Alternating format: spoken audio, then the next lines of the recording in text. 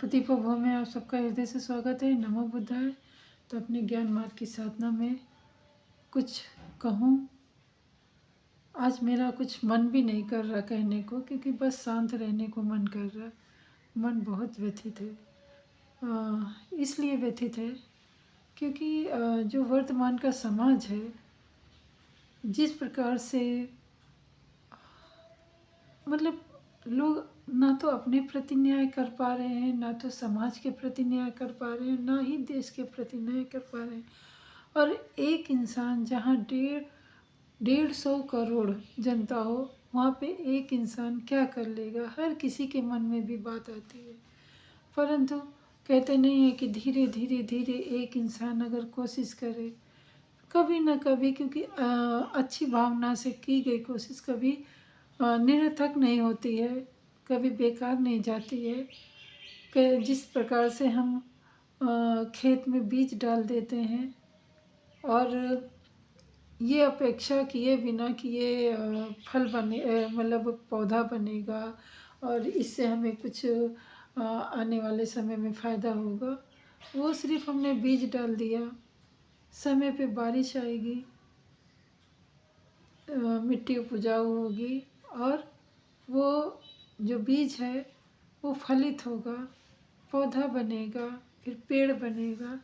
उसी प्रकार मैं भी वही अभी सोच रही थी कि दुनिया जैसी भी है उसे स्वीकार तो करना ही है, क्योंकि कुछ तो सोच के भगवान ने मुझे इस धरती पे भेजा है, या प्रत्येक प्राणी को भेजा है।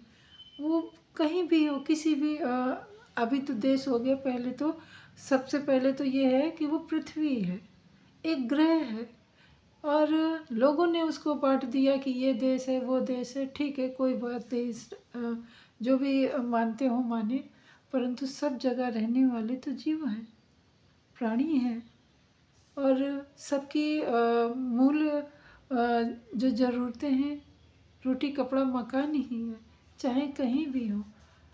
परंतु यहाँ पे सारी दुनिया मतलब ये जो पृथ्वी है, ये जो ग्रह है, इस पे रहने वाले लोगों पे पता नहीं कहाँ से किसने बीज बोया था। मैं वही बहुत देर से सोच रही थी कि किसने ये नफ़रत का बीज बोया, किसने मन में लालच, इतनी घृणा, इतनी क्रूरता कैसे है लोगों के हृदय में। आज तो लगता है कि बुद्ध का समय सच में बहुत ही पवित्र था। काश मैं उस समय जन्मी होती, काश वो उसके बाद मैं भी बुद्ध की राह में जाके निर्वाण पा लेती, आवागमन का चक्र छूट जाता, तो कम से कम ये वर्तमान समय में लोगों का या लोगों की क्रूरता देख के इतना मन द्रवित नहीं होता, इतना अब खुद अपने आप से घृणा हो रही है कि हम कौन से समाज में रह रहे हैं, कहाँ है लोगों की सोच। मतलब कितना, तो एक तरीके से, फिर दूसरी तरीके से समझो कि मारा ने अपना विकराल रूप धारण कर लिया है। मारा ने इस ग्रह के सभी प्राणियों पे कुछ को छोड़ के, नहीं तो ये धरती टिकती नहीं। अभी भी कुछ ऐसे ज्ञानी ध्यानी महापुरुष हैं जो सच में शांत हैं अभी, शायद समय आने पर वो बोले। इस बात का मुझे इंतज़ार है। अगर कहें तो कलयुग सच में इस समय घोर कलयुग लगा हुआ है। अगर गौर से आप देखेंगे, आप एक विपक्षी नज़रों से देखेंगे, तो मतलब आपको लगेगा कि कैसे दुनिया मतलब पागलों की तरीके भाग रही है, कैसे मतलब क्या चाहिए उसको खुद नहीं पता है, बस एक दूसरे की स्पर्धा में लगे हुए हैं। उनको ये भी नहीं ज्ञात है कि वो कुछ ही देर के मेहमान हैं इस धरती पे। सबका अंत होना है, सबको इस पंच तत्व में विलीन होना है। ये शरीर क्या है, इस शरीर को ही लोग सर्वोपरि मान रहे हैं। इसी शरीर को सुख देने के लिए जाने क्या से क्या होते जा रहे हैं, और जो कार्य नहीं करना चाहिए उस कार्य को भी कर रहे हैं केवल इस शरीर को थोड़ी देर के सुख के खातिर। तो ऐसा हम कितना, मतलब जो भी हमसे बन पड़ रहा है वो हम कर रहे हैं। तो यहाँ पे कहीं ना कहीं मुझे थोड़ी देर के लिए संतुष्टि मिलती है कि मैं मतलब जो भी मानव शरीर मिला है इस धरती पे, या किसी की कृपा की वजह से मुझे थोड़ा सा भी अगर अंतरात्मा का ज्ञान मिला है तो क्यों ना सब में बांटूं।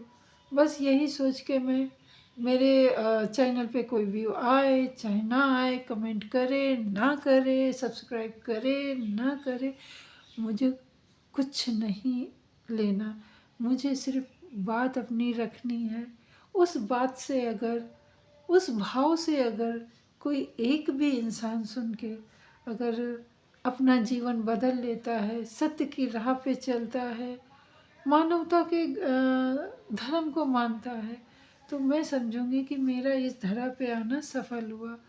बस इससे ज़्यादा मतलब, और जितना फिर बुद्ध की ही बातें मैं सोच के अपने आप को शांत भी कर लेती हूँ कि जैसे कि बुद्ध जी ने अपने एक उनके अनुयायी थे, जो भी उस समय साधक थे, भंते जी थे, कोई भी नाम दे लो, उन्होंने, उनका मन बहुत द्रवित था। उस समय भी उनके अनुसार, उस समय के अनुसार भी ऐसा ही समाज था। कुछ लोग मानते थे कुछ नहीं, पर परसेंटेज के अनुसार वो परसेंटेज थोड़ा अच्छाई में ज़्यादा था और बुराई में कम था।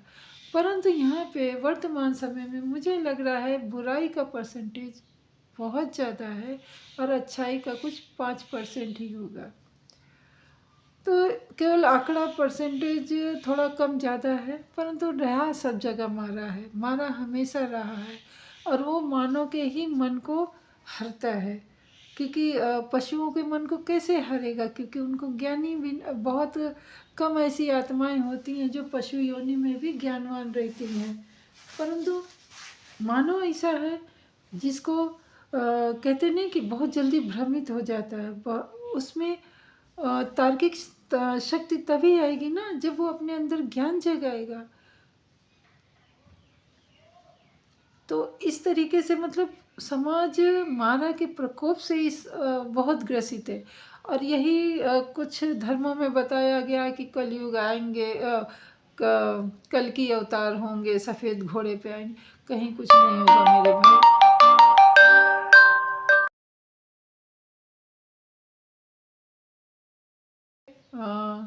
यही धरा पे रहने वाले लोग दानव भी हैं, और इसी धरा पे रहने वाला कोई एक महामानव होगा जो इस बुराई के दानों का अंत करेगा, इस बुराई के मारा को मारेगा, और समस्त सृष्टि में एक अलौकिक प्रकाश फैलाने की कोशिश करेगा। ऐसी मेरी आशा है आज।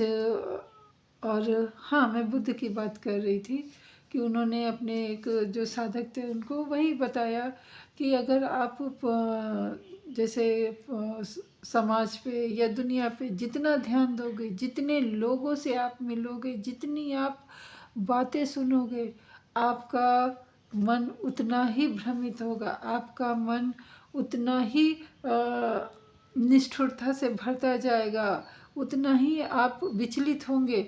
मन आपका फिर एकाग्र होने में उतना आपका बल नहीं मिलेगा कि आप ध्यान की अवस्था में पहुँचे।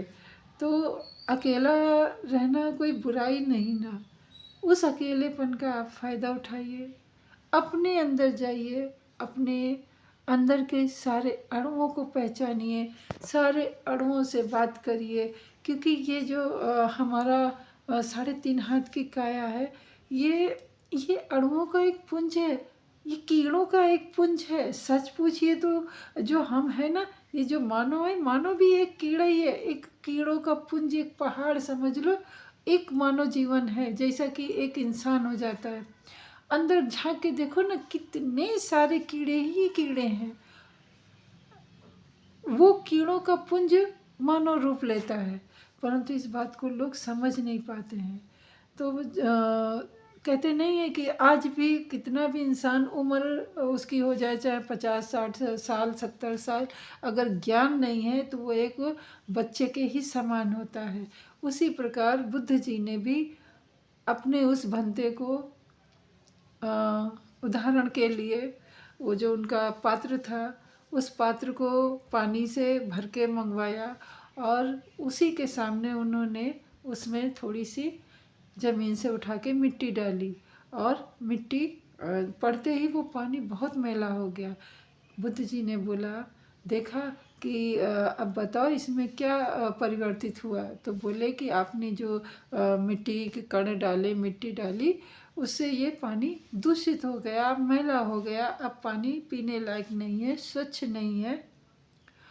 तो बुद्ध भगवान बोले कि ठीक है, थोड़ी देर रुकिए।